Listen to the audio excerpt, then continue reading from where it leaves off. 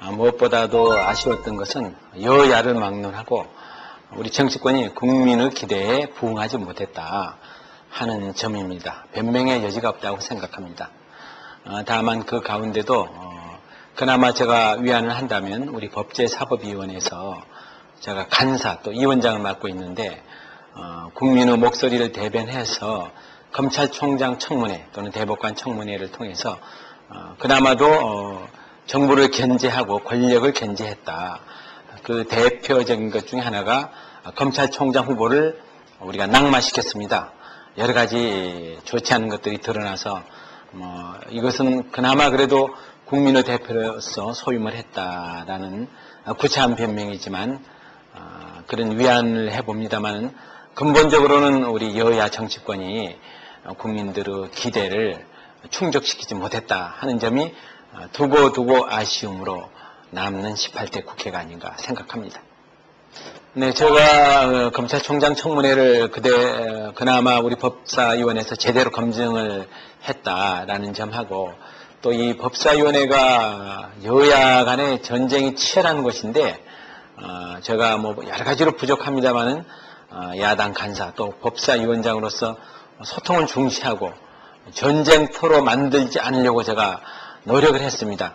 우리 존경하는 여야 법사위원들이 모두 도와주셔서 법사위원회가 그전에 전쟁터가 된 적이 많았습니다만은 제가 위원장 하는 동안에 그래도 서로 토론하고 소통하는 나름대로는 제가 좀 보람이 있었다. 물론 그 공은 우리 존경하는 선배 동료 여야 법사위원들 공이라고 생각합니다만은 그 점은 제가 소통의 정치를 대화 타협의 정치를 강조하는 대표적인 사람 중에 한 사람입니다.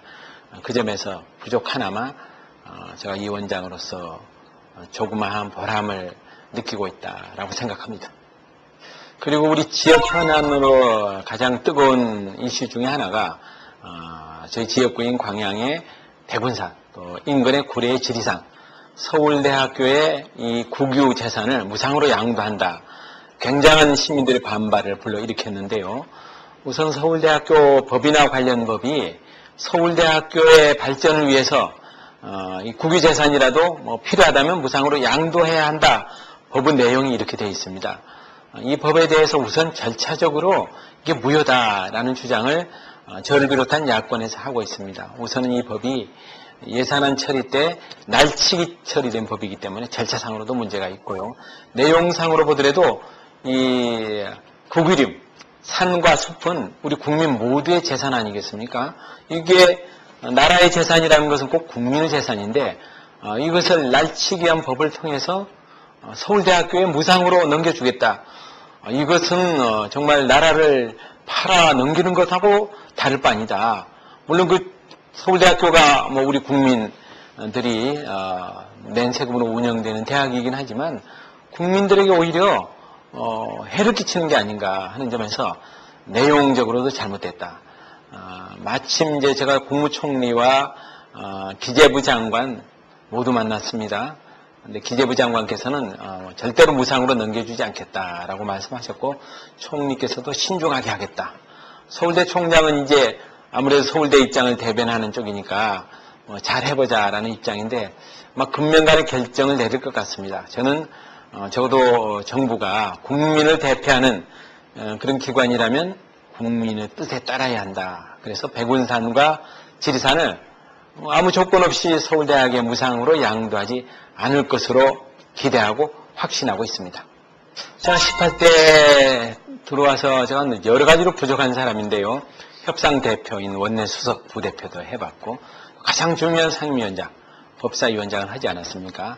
이 모든 것은 우리 지역 구민, 광양 시민들이 전적으로 저를 밀어주고 신뢰해 주었기 때문이라고 생각합니다. 내년에는 가장 중요한 과제가 이 법치주의를 무시하고 제가 보기에는 양극화를 심화시킨 이명박 정부를 우리가 물리쳐야 된다고 생각합니다.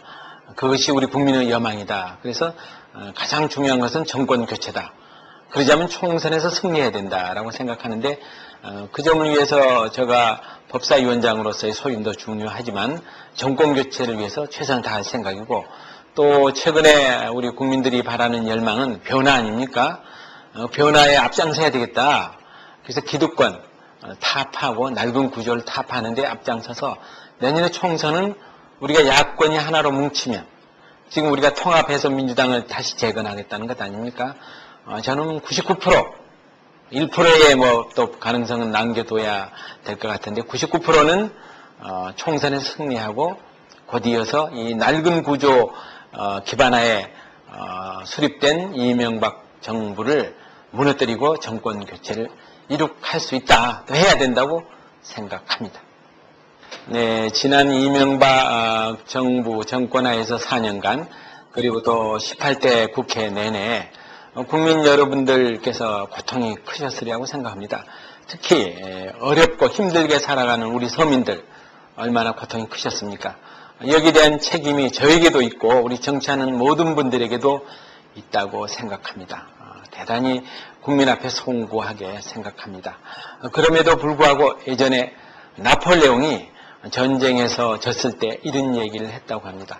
아직도 우리에겐 비장 무기가 손에 남겨져 있습니다. 그것은 희망입니다. 라는 얘기를 했다고 합니다. 아무리 어렵고 힘들더라도 우리 서민들, 우리 대한민국 국민에게는 아직도 희망이 있다고 생각합니다. 한 해를 잘 마무리하시고 내년에는 흑룡해라고 합니다. 용해에 우리 모두가 승천할 수 있도록 최선을 다하고 희망을 가진다면 다 성공할 수 있다고 생각합니다. 부족한 이 사람도 최선을 다해서 우리 지역 광양 시민을 위해서 우리 조국 대한민국을 위해서 노력하겠습니다. 여러분 감사합니다.